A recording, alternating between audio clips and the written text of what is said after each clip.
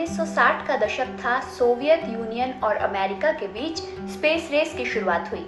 Space में पहले पहुंचा सोवियत संघ और चांद पर पहला कदम रखा था अमेरिका ने। सोवियत यूनियन को इस तरह से अमेरिका ने पछाड़ा था, इस बात से तो आप वाकिफ होंगे।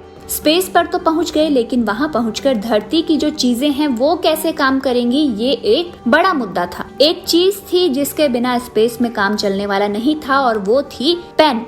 आपने ये शायद सुना होगा कि नासा ने पेन बनाने के लिए करोड़ों डॉलर खर्च किए। जब साल 2009 में आमिर खान की फिल्म 3 इडियट्स रिलीज हुई थी तो इस खबर को खूब तूल मिला था। दरअसल इस फिल्म में आमिर खान एक छात्र बने थे। फिल्म के एक सीन में वो अपने कॉलेज के डीन बोमन ईरानी से पूछते हैं कि अंतरिक्ष में चलने वाला पेन अगर लाखों डॉलर खर्च करके बनाया गया था तो फिर पेंसिल का इस्तेमाल क्यों नहीं कर लिया गया, जो इतनी सस्ती होती है और लिखने के काम भी आती है। उस वक्त डीन ने उत्तर नहीं दिया था, लेकिन फिल्म के क्लाइमैक्स में बताया गया था कि पेंसिल का प्रयोग स्पेस में क्यों नहीं किया जा सकता। डीन ने कहा था कि अंतरिक्ष के लिए खासतौर से एक ऐसा पेन बनाया गया है जिससे जीरो ग्रेविटी में भी लिखा जा सकता है। अब फिल्म में जो बताया गया वो कितना सच था, आज हम इसी पर बात करेंगे। स्पेस में जाने वाले अंतरिक्ष यात्री यानी एस्ट्रोनॉट्स आखिर किस चीज से लिखा पढ़ी करते हैं, यानी कि अगर उन्हें कुछ रिकॉर्ड्स लिखने हो, कोई ब्यौरा दर्ज करना हो तो इसके लिए वो किस पेंसिल या पेन का सहारा लेते हैं।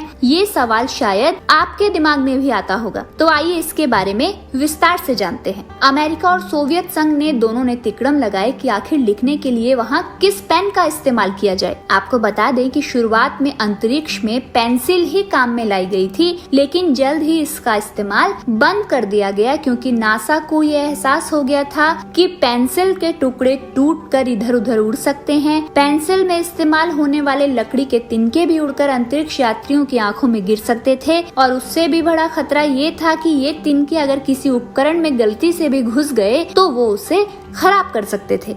वहीं पेंसिल के जलने का भी खतरा होता है।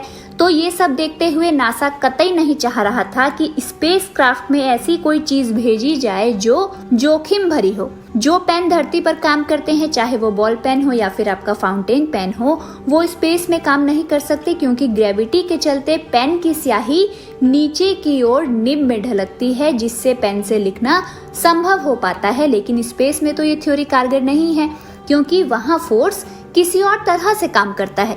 लिहाजा नासा को चाहिए था एक ऐसा पेन जिसका ना तो टुकड़ा या तिनका बिखरे और ना ही टूटे। लेकिन मसला ये था कि पेन कौन सा इस्तेमाल किया जाए, क्योंकि बॉल पेन हो या फाउंटेन पेन, दोनों को काम करने के लिए ग्रेविटी की जरूरत होती है। बिना ग्रेविटी के तो इनका इस्तेमाल करना मुमकिन ही नहीं। देखिए, बॉल पॉइंट पेन जो होता है उसे जब हम दीवार पर चलाने की कोशिश करते हैं तो हमें परेशानी होती है, क्योंकि इसमें स्याही जो होती है वो गुरुत्व के प्रभाव से ही नीचे की ओर आती है और तभी हम लिख पाते हैं, ठीक है। लेकिन जब हम दीवार पर लिखने का प्रयास करते हैं तो पेन क्षैतिज अवस्था में आ जाता है और सीधी खड़ी अवस्था में ना रहने पर स्याही नीचे तक नहीं आ पाती और हम लिख नहीं पाते। बस समझ लीजिए, बिल्कुल यही हाल अंतरिक्ष में होता है। लिहाजा इनका इस्तेमाल तो अंतरिक्ष में हो नहीं सकता था। ऐसे में बिना ग्रेविटी वाला पेन बनाना नासा के लिए टेढ़ी खीर था। इसके बाद नासा ने एक और जुगाड़ लगाने की कोशिश की। साल 1965 में नासा ने एक टाइकैम इंजीनियरिंग मैन्युफैक्चरिंग कंपनी को एक ऐसी स्पेशल पेंसिल बनाने के लिए कहा जो ना तो टूटे और ना ही जिसकी लकड़ी के छिलके इधर उधर उड़े। नासा ने कंपनी को 34 मैकेनिकल पेंसिल बनाने का ऑर्डर दे दिया और इसमें लागत आई थी आज के हिसाब से करीब 26 लाख रुपए। अमेरिका के लोगों को जब इसके बारे में पता चला तो खूब बवाल मचा।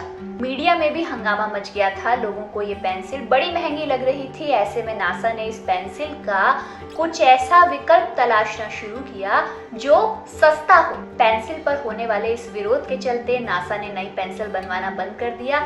लेकिन नासा की अंतरिक्ष में लिखने की समस्या का तो कोई हल नहीं निकला। अब स्पेस में लिखने की समस्या का हल बस एक पेन ही सॉल्व कर सकता था, और वो था स्पेस में लिखा जाने वाला पेन यानी स्पेस पेन। लेकिन इसका आविष्कार नासा ने नहीं किया था, तो फिर किसने किया? इस पेन को बनाने वाले शख्स का नाम था पॉल सी फिशर, जो पहले से ही एक पेन बनाने वाली कंपनी के मालिक थे। उन्होंने एक ऐसा पेन इजाद किया जिसके लिए एक ऐसी इंक बनाई गई जो बिना ग्रेविटी के काम कर सकती थी। इस कंपनी के बनाए गए पेन में नाइट्रोजन का इस्तेमाल किया गया जो प्रेशर बनाती और इंक नीचे की ओर सरकती जाती। और यही वो पेन था जिसे पहली बार स्पेस में इस्तेमाल किया गया था। फिशर कंपनी ने इस पेन को बनाने के लिए करोड़ों रुपए खर्च किए थे, लेकिन नासा ने 1500 रुपए प्रति पेन के हिसाब से इसे खरीदा था। बाजार में इस पेन की खूब बिक्री हुई, हालांकि बाजार में इसकी कीमत 2400 रुपये थी। स्पेस में इस्तेमाल होने वाला ये पेन आज भी मार्केट में मिलता है और अगर आप चाहें तो इसे 2-2.5 हजार रुपये में खरीद सकते हैं। तो आज के लिए बस इतना ही। वीडियो अच्छा लगा हो तो लाइक, शेयर और कमेंट जरूर करें। चैनल पर नए हैं तो सब्सक्राइब करना ना भूलें और साथ ही बेल आइकॉन को भी हिट कर लें ताकि हमारे नेक्स्ट वीडियो का नोटिफिकेशन आपको मिल जाए। जल्द ही फिर मुलाकात होगी। शुक्रिया।